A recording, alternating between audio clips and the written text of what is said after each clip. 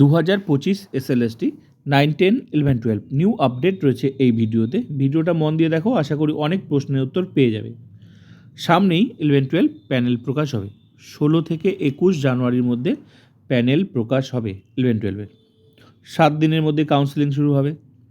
তারপরে একদম ফেব্রুয়ারি মাসের শেষের দিকে বা মার্চের শুরুতে 9, 10-এর ডকুমেন্টস ভেরিফিকেশন, তারপর ইন্টারভিউ শুরু হবে। এটা সম্ভাব্য। এবার এই প্যানেলটা, সেটা 9, 10-এর প্যানেল হোক বা 11, 12 প্যানেল হোক, যে প্যানেল প্রকাশ হবে সেই প্যানেলটা কি সিঙ্গেল র্যাঙ্ক হবে নাকি মাল্টিপল র্যাঙ্ক হবে? যদি সিঙ্গেল র্যাঙ্ক হয় তাহলে কেমন হবে, সেই তালিকাটা কেমন হবে, সেই তালিকাটাই আমি তোমাদের সামনে তুলে ধরবো ডিটেলসে। কিভাবে তৈরি করা হবে সেই সিঙ্গেল র্যাঙ্ক। আর যদি মাল্টিপল হয়, সেটা আমি আগেও বলেছি ভিডিওতে, তো সিঙ্গেল র্যাঙ্ক হলেও কেউ বঞ্চিত হবে না, আর মাল্টিপল হলেও কেউ বঞ্চিত হবে না। ঠিক আছে, চাকরি সব জায়গায় হবে, আর রেশিও দু জায়গায় মেনটেন হয়।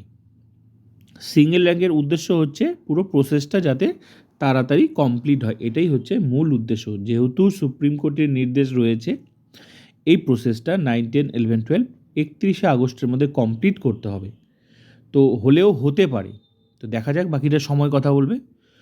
তো পুরোটাই কিন্তু সম্ভাবনা, ঠিক আছে? যদি হয় তাহলে সেই তালিকাটা আমি যেভাবে বুঝেছি সেটাই আমি তোমাদের সামনে তুলে ধরবো। তো চলো দেখে নেওয়া যাক, যদি হয় তাহলে সেই তালিকাটা কেমন হবে।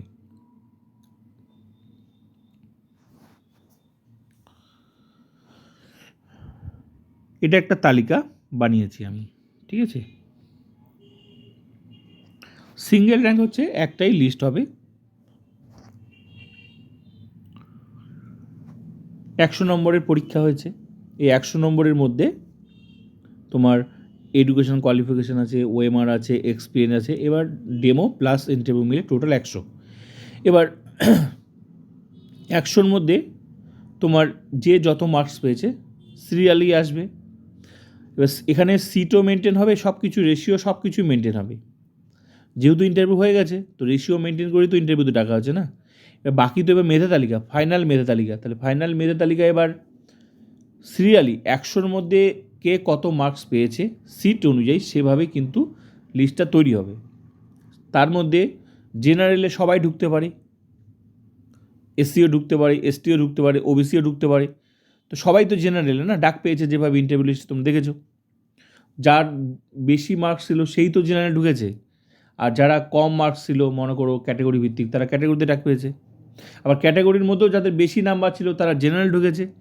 এবার যে লিস্ট, সেটা তো গেল ইন্টারভিউ গল্প। এবার যে লিস্টটা তৈরি হবে, যেটা ফাইনাল সব কিছু কমপ্লিট হওয়ার পর, এই লিস্টটা যদি সিঙ্গেল র্যাঙ্ক হয় তাহলে লিস্টটা কীভাবে হবে। মনে করো 100-র মধ্যে একজন পেয়েছে অল র্যাঙ্ক, 1 নাম্বার র্যাঙ্ক, 100-র মধ্যে ও সবচেয়ে হাইয়েস্ট বেশি পেয়েছে, র্যাঙ্ক হবে 1, র্যাঙ্ক হবে অল র্যাঙ্কের মধ্যে 1 নাম্বার র্যাঙ্ক। ক্যান্ডিডেট নেমের জায়গা থাকবে, মনে করো এতে অভিষেক, বা মনে করো আকাশ, অলোক, যাই হোক এই টাইপের নাম থাকবে।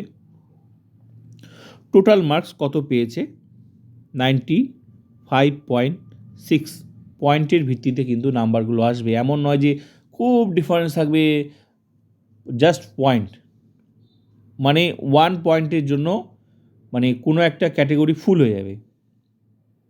1 পয়েন্টের জন্য কোনো একটা ক্যাটাগরি ফুল হয়ে যেতে পারে।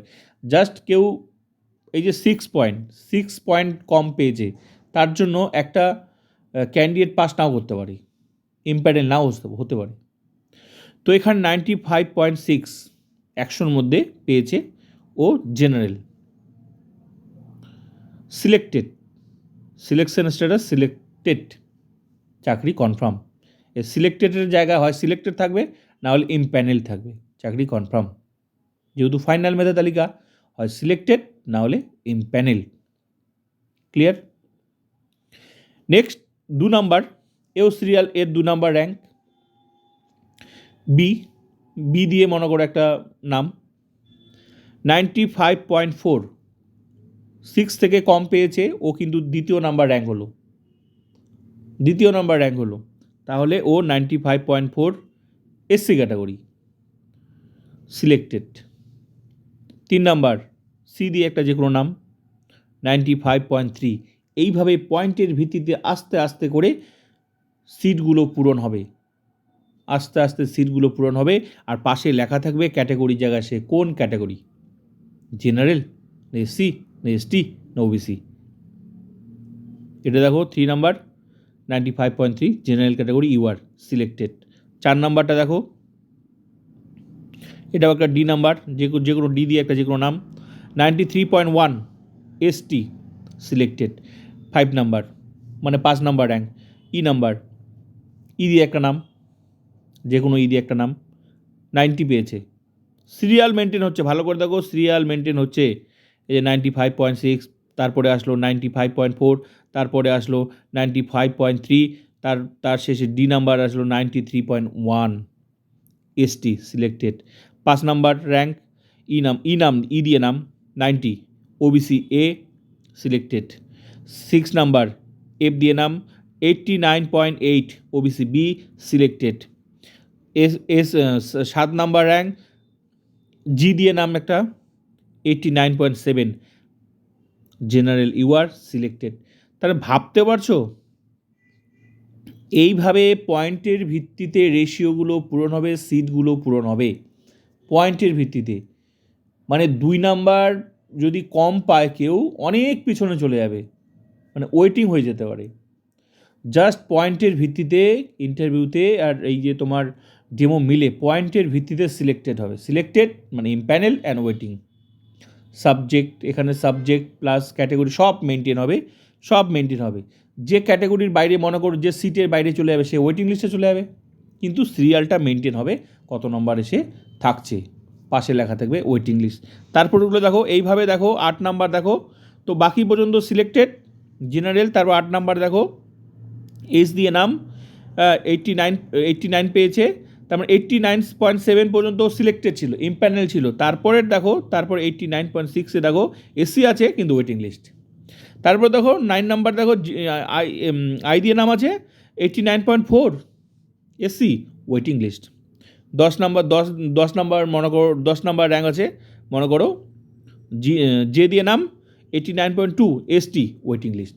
তো এইভাবেই লিস্টগুলো, তো এটা যতটুকু আমি বুঝি সেটাই আমি তোমাদের এই মেধা তালিকাটা বোঝানোর চেষ্টা করলাম। এবার তোমরা তোমাদের মতামত দিয়ে জানাতে পারো আমি যে লিস্টটা দেখালাম এটা ঠিক বানিয়েছি না ভুল বানিয়েছি। তোমরা ভুলটা ধরিয়ে দিতে পারো, তাহলে আমিও শিখতে পারবো। কিন্তু আমি যতটুকু জানি সেটাই আমি তোমাদের সিঙ্গেল র্যাঙ্কটা বোঝানোর চেষ্টা করলাম।